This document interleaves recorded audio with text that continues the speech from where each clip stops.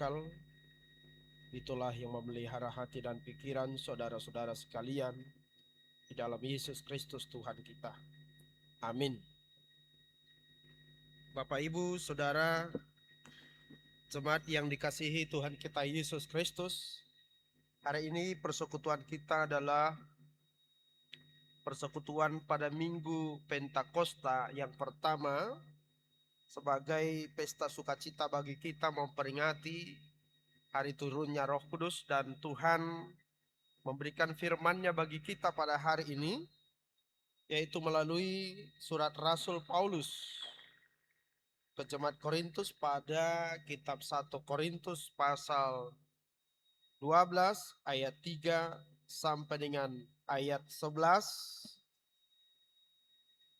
1 Korintus pasal 12 ayat 3 sampai dengan 11. Demikian firman Tuhan, saya baca bagi kita. Karena itu aku mau meyakinkan kamu bahwa tidak ada seorang pun yang berkata-kata oleh Roh Allah dapat berkata, terkutuklah Yesus. Dan tidak ada seorang pun yang dapat mengaku Yesus adalah Tuhan selain oleh Roh Kudus. Ada berbagai karunia, tetapi satu Roh. Ada berbagai pelayanan, tetapi satu Tuhan. Ada pula berbagai kegiatan, tetapi Allah yang sama juga yang mengerjakan semuanya dalam semua orang. Kepada tiap-tiap orang dikaruniakan penyataan Roh untuk kepentingan bersama. Sebab kepada yang seorang, Roh memberi kata-kata hikmat, dan kepada yang lain, Roh yang sama memberi karunia berkata-kata dengan pengetahuan. Kepada yang seorang, Roh yang sama memberikan iman, dan kepada yang lain, Ia memberikan karunia untuk menyembuhkan. Kepada yang seorang, Roh memberikan kuasa untuk mengadakan mukjizat, dan kepada yang lain, Ia memberikan karunia untuk bernubuat, dan kepada yang lain lagi, Ia memberikan karunia untuk membedakan bermacam-macam roh. Kepada yang seorang, Ia memberikan karunia untuk berbicara dengan bahasa lidah, dan kepada yang lain, Ia memberikan karunia untuk menafsirkan bahasa lidah itu. Namun, semuanya ini dikerjakan oleh Roh yang satu dan yang sama, yang memberikan karunia kepada tiap-tiap orang secara khusus seperti yang dikehendakinya. Demikian firman Tuhan. Jemaat yang dikasihi Tuhan kita Yesus Kristus, hari ini hari Minggu Pentakosta. Minggu Pentakosta atau peristiwa Pentakosta itu menjadi peristiwa atau momen yang sangat krusial, yang sangat penting dalam sejarah kekristenan kita. Karena pada peristiwa Pentakosta itulah gereja pertama sekali berdiri atau lahir di bumi ini. Kalau kita menilik Kisah Para Rasul pasal 2 ayat 41, di mana pada peristiwa Pentakosta itu Rasul Petrus berkhotbah dalam sebuah ruangan yang besar di Yerusalem, dan ada banyak orang yang pada saat itu berkumpul memperingati hari Pentakosta yang dipercayai oleh orang Yahudi. Dan pada saat banyak orang berkumpul di Yerusalem, Allah mengaruniakan Roh Kudus-Nya melalui lidah api dan melalui tanda-tanda angin yang kencang. Maka pada saat itu Rasul Yesus Kristus membaptis sejumlah 3.000 orang pada saat itu. Dan saya pikir hingga hari ini itu adalah rekor terbesar di mana orang dibaptis hingga 3.000 orang dalam satu hari. Maka pada saat itulah gereja pertama sekali berdiri di atas bumi ini. Oleh karena itu Pentakosta itu menjadi peringatan yang besar bagi kita. Peringatan sukacita bagi kita. Tentu yang kita harapkan dan kita nantikan dalam Minggu Pentakosta ini bukan lagi manifestasi kehadiran Roh Kudus yang spektakuler. Seperti yang terjadi pada pada peristiwa Pentakosta dalam Kisah Para Rasul itu. Yaitu angin yang kencang atau lewat lidah-lidah api. Atau lewat kemampuan berbicara dalam bahasa lidah. Atau yang sering dikenal dalam istilah sekarang adalah bahasa roh. Bukan pula tanda-tanda mujizat. Di mana orang buta bisa melihat. Dan orang lumpuh bisa berjalan. Dan orang yang sakit bisa seketika sembuh. Bukan itu lagi tanda-tanda kehadiran Roh Kudus yang kita nantikan. Bukan itu lagi tanda-tanda Roh Kudus yang kita harapkan. Yang terjadi di dalam kehidupan kita di zaman ini.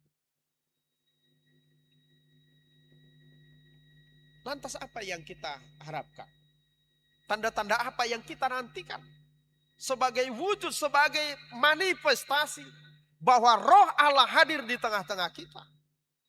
Bapak, Ibu, Saudara-saudara yang kita butuhkan saat ini. Dan itu yang kita nantikan. Dan itu yang mau kita lakukan, yang kita mau praktekkan dalam kehidupan kita. Bahwa pertanda Roh Kudus hadir di dalam kehidupan kita. Yaitu lewat kehidupan yang aplikatif. Ya. Lewat praktek-praktek kehidupan yang bisa kita lakukan dalam kehidupan kita sehari-hari. Dalam semua konteks kehidupan kita.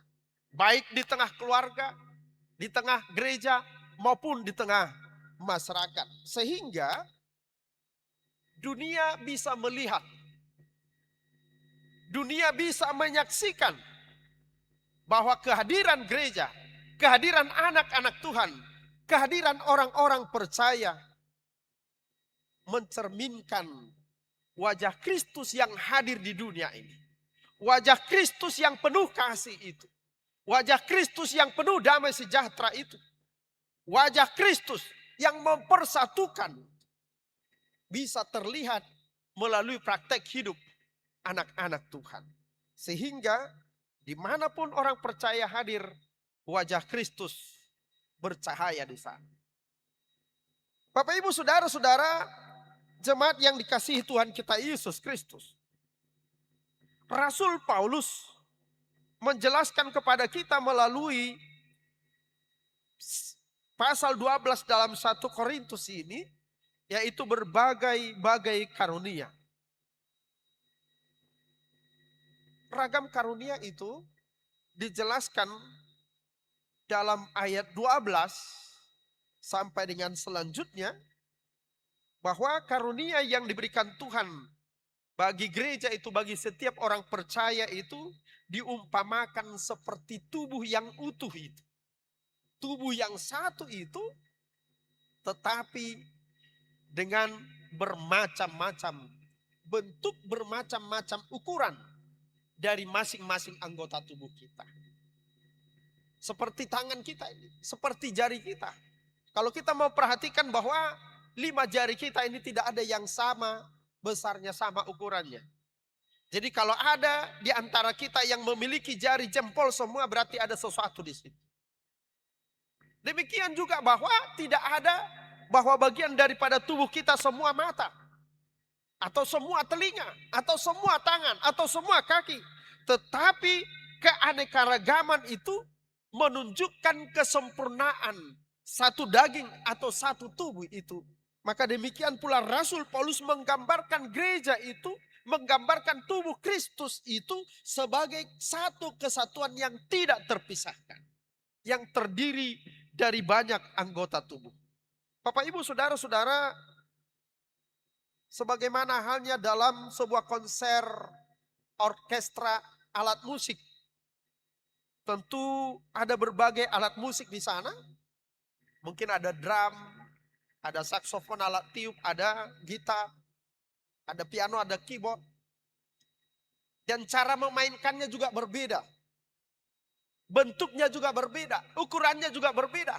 Dan masing-masing bentuk itu, masing-masing ukuran itu menyesuaikan kepada fungsi masing-masing.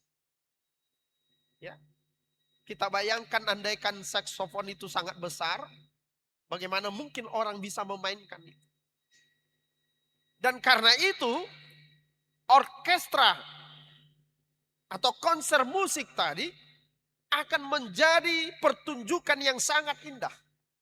Dengan simfoni, lagu nyanyian yang merdu, yang bisa menggugah hati, bisa menggugah jiwa. Apabila masing-masing melakukan peran dan fungsinya masing-masing menurut tuntunan atau panduan seorang kondak. Kita tidak bisa membayangkan apabila ada konser musik yang begitu besar dengan melibatkan banyak pemain musik dan alat-alat musik yang beragam di situ.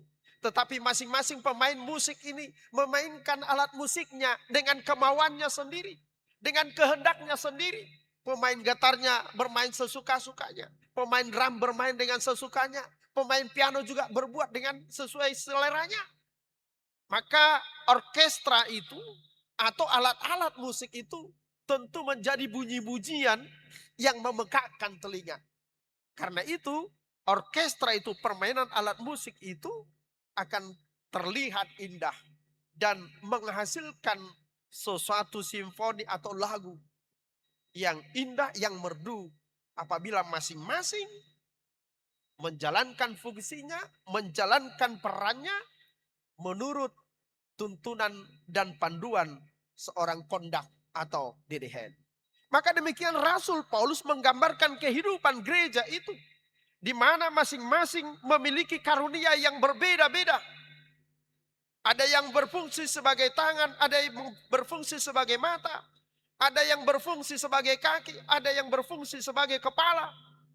Tetapi dikatakan di dalam firman Tuhan hari ini, adapun karunia itu diberikan oleh satu sumber, yang berasal dari satu sumber, yaitu Allah sendiri. Karena itu, Bapak Ibu Saudara-saudara, melalui firman ini kita dituntun bagaimana kehadiran setiap orang percaya yang menerima aneka ragam karunia dari Tuhan. Hendak kita pakai itu, hendak kita maksimalkan itu, hendak kita optimalkan segala karunia, talenta yang ada pada kita. Yang pertama, untuk menggemakan, untuk menyiarkan nama Yesus. Dalam ayat 3 dikatakan, karena itu aku mau meyakinkan kamu bahwa tidak ada seorang pun yang berkata-kata oleh Roh Allah dapat berkata terkutuklah Yesus. Dan tidak ada seorang pun yang dapat mengaku Yesus adalah Tuhan selain oleh Roh. Karena itu, dengan berbagai talenta, karunia yang kita miliki, dengan segala pemberian Tuhan yang kita miliki, tujuan yang pertama, bahwa setiap apa yang kita miliki, yang utama adalah supaya hidup kita, ucapan kita, karya kita untuk memuliakan Kristus. Bapak Ibu Saudara-saudara jemaat yang dikasihi Tuhan kita Yesus Kristus, sebelum Rasul Paulus memaparkan ada berbagai karunia, mulai dari ayat 4 itu, Rasul Paulus terlebih dahulu meletakkan fondasi atau fundamental iman kita, ya, fundamental pengajaran kita, fundamental kesaksian kita, dasar daripada kesaksian kita. Apapun yang kita lakukan, apapun yang kita bicarakan, ya, dasar yang sangat utama adalah bahwa semuanya itu memuliakan Tuhan, untuk menggemakan nama Tuhan. Karena itu, kita bisa mendengarkan, menemukan, membaca banyak ajaran-ajaran belakangan ini, termasuk dari para pendeta yang mungkin kita dengarkan ada yang namanya aliran progresif gitu. Ada juga pendeta yang mengikuti ajaran-ajaran seperti ya aliran saksi Yehova misalnya, yang menganggap bahwa Yesus itu lebih kecil dari Allah Bapa dan masih banyak lagi. Jadi ukurannya, parameternya adalah apakah ajaran itu benar? Ya, apakah ajaran yang kita dengarkan lewat media sosial, yang kita baca lewat media sosial itu, parameternya adalah apakah ajaran itu benar memuliakan Yesus, meninggikan nama Yesus, membesarkan nama Yesus. Itu menjadi parameternya, menjadi ukurannya. Kalau ada ajaran lewat khotbah yang menurunkan, ya, yang menurunkan derajat kemuliaan Yesus, berarti itu bukan berasal dari Roh Tuhan. Yang kedua, bagaimana kita mengidentifikasi bahwa karunia yang kita miliki atau yang dimiliki oleh orang lain, saudara kita, adalah berasal dari Tuhan, adalah apabila karunia yang kita miliki itu, apabila talenta yang kita miliki, apabila berkat yang kita miliki adalah membangun kehidupan bersama.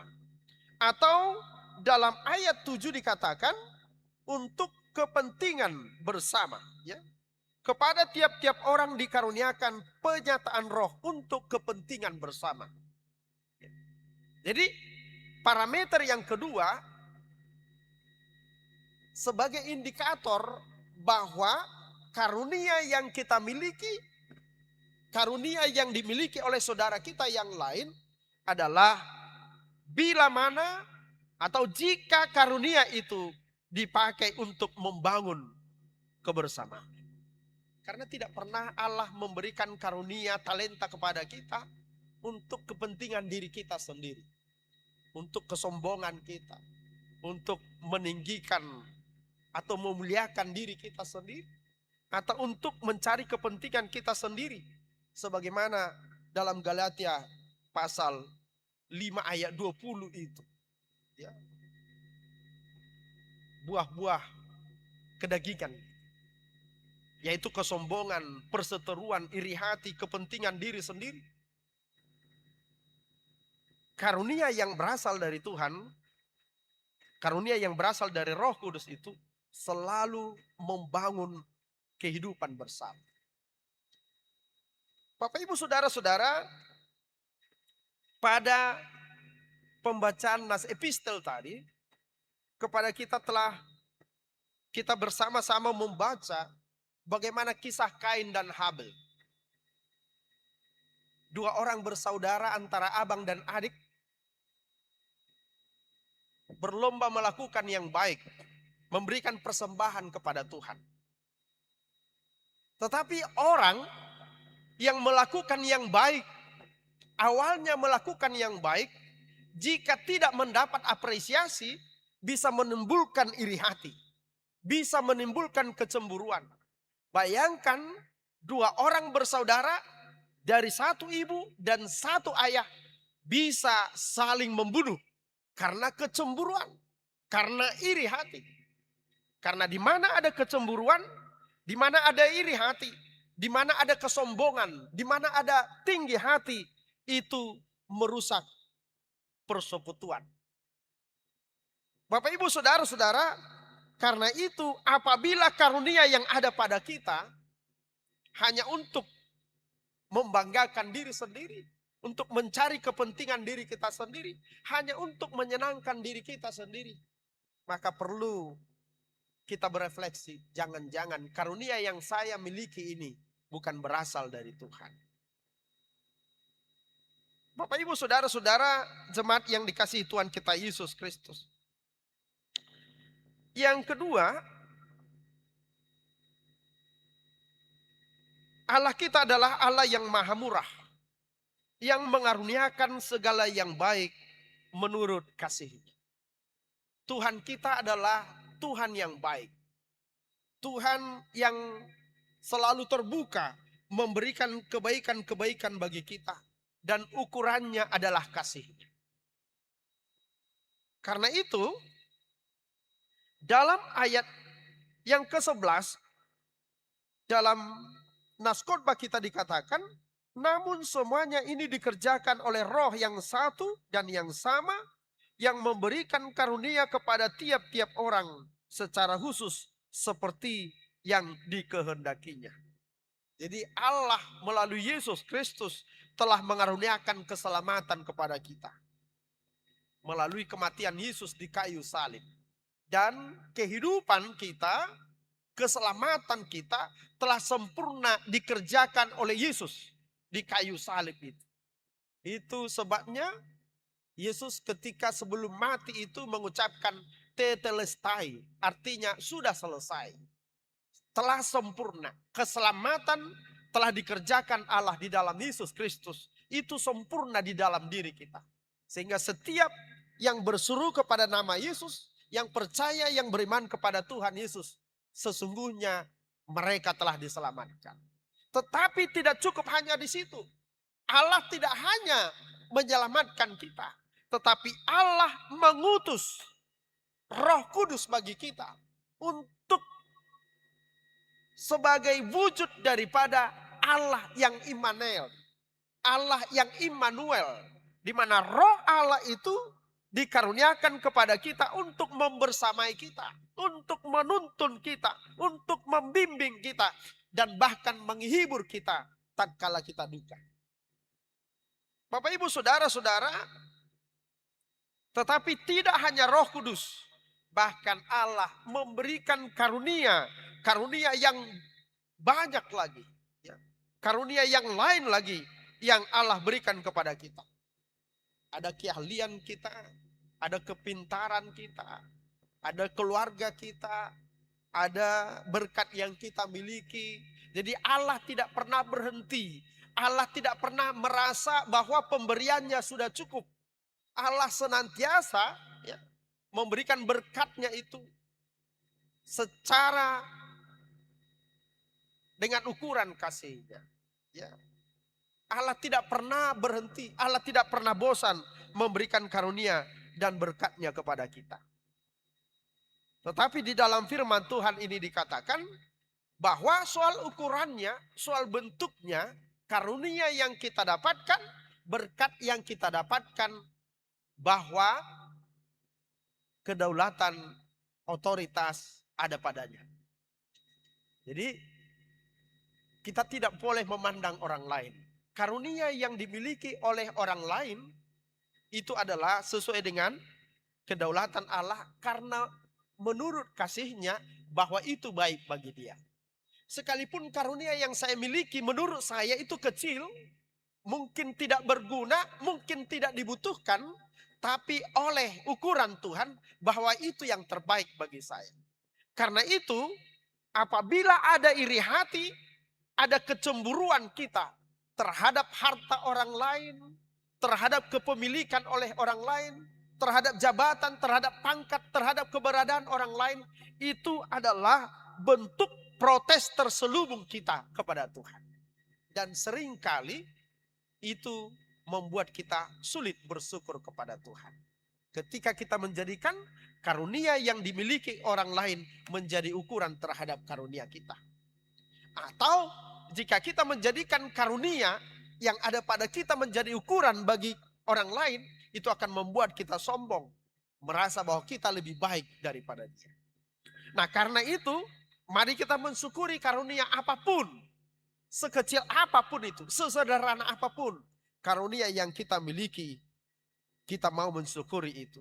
Yang kedua, di dalam ayat 11 dikatakan kepada tiap-tiap orang. Ya, artinya tidak ada satu orang pun di antara kita yang tidak mendapatkan karunia. Tidak ada satu orang pun di antara kita yang tidak menerima karunia itu. Hanya saja seringkali kita kurang menyadari itu. Sehingga kita merasa tidak layak, merasa bukan urusan saya, merasa bukan pekerjaan saya, merasa bukan tugas saya. Ya. Sangat sederhana. Dalam kehidupan kita di tengah keluarga pun seperti itu.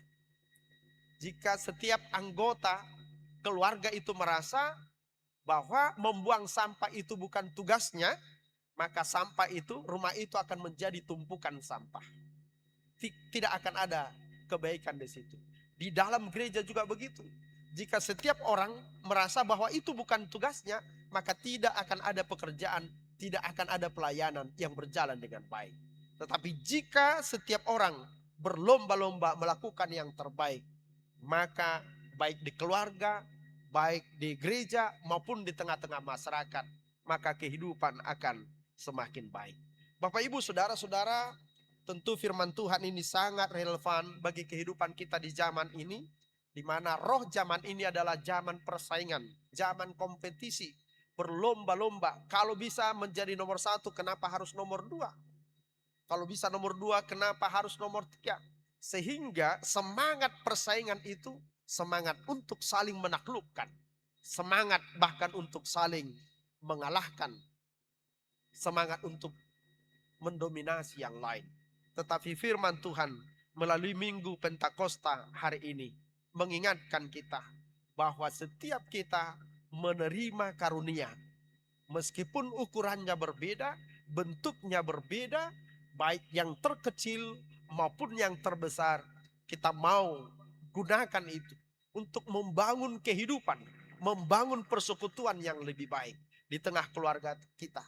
Mari laksanakan peran kita dengan baik. Baik di tengah-tengah gereja, mari membangun gereja ini berlomba-lomba menurut kemampuan yang terbaik yang kita miliki. Mari membangun kehidupan di tengah-tengah masyarakat, dalam pekerjaan kita, atau di tengah-tengah lingkungan tempat tinggal kita, di kantor kita. Kita mau berlomba-lomba melakukan yang terbaik, sehingga wajah Kristus yang penuh kasih itu, yang penuh damai sejahtera itu, bisa terlihat oleh dunia ini melalui kehadiran setiap anak-anak Tuhan. Selamat menjadi tulisan-tulisan, surat-surat Kristus, Injil-Injil yang terbuka dalam kehidupan kita sehari-hari. Amin, kita berdoa. Terima kasih Tuhan buat firman-Mu yang diperdengarkan pada ibadah Minggu Pentakosta hari ini. Kami bersyukur dan bersuka cita bahwa Engkau tidak meninggalkan kami sendirian. Engkau mengutus Roh Kudus-Mu untuk membersamai kami, membimbing kami, menuntun kami, bahkan menghibur dan menguatkan kami dalam kehidupan kami. Tuhan, tolonglah kami agar kehidupan kami dan setiap karunia yang Engkau berikan bagi kami, setiap berkat yang Engkau berikan bagi kami mau mendedikasikan itu demi kebaikan, membangun persekutuan yang baik, membangun kehidupan yang baik di tengah-tengah keluarga, di tengah-tengah pekerjaan kami, dan juga di tengah-tengah bangsa kami. Tuhan, roh dunia pada saat ini ingin menjadi yang terdahulu, menjadi yang terbaik. Roh bersaing, roh berkompetisi, sehingga seorang dengan yang lain ingin menjadi yang lebih utama. Tuhan, Engkau ajarkan kami supaya kehadiran anak-anak Tuhan boleh menghadirkan wajah Kristus di dalam setiap kehadiran kami. Wajah Kristus yang penuh kasih, wajah Kristus yang penuh damai sejahtera. Tuhan, kami bersyukur karena Roh Kudus-Mu membimbing kami. Karena itu berangkatkan kami Tuhan kembali ke rumah kami masing-masing, kembali ke kehidupan kami masing-masing. Terima kasih Bapa. Di dalam nama Yesus kami berdoa dan mengucap syukur. Amin.